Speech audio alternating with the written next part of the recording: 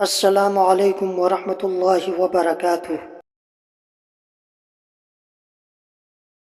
بسم اللہ الرحمن الرحیم۔ حضرت مصعب بن سعد سے روایت ہے، انہوں نے کہا کہ ہمارے والد محترم حضرت سعد بن ابی وقاص رضی اللہ تعالی عنہ ہمیں 5 کلمات سکھایا کرتے تھے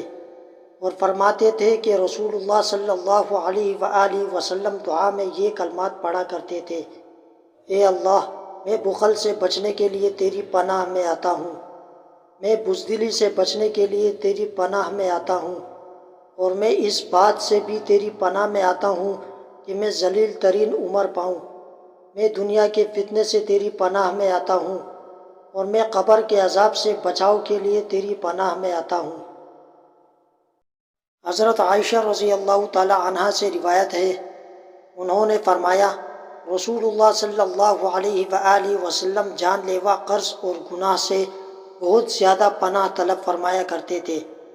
میں نے کہا، اے اللہ کے رسول، آپ قرض سے اس قدر پناہ کیوں مانگتے ہیں؟ آپ نے فرمایا، اس لیے کہ جو شخص مقروض ہو جائے، قرض تلے دب جائے، وہ بات کرتا ہے تو جھوٹ بولتا ہے،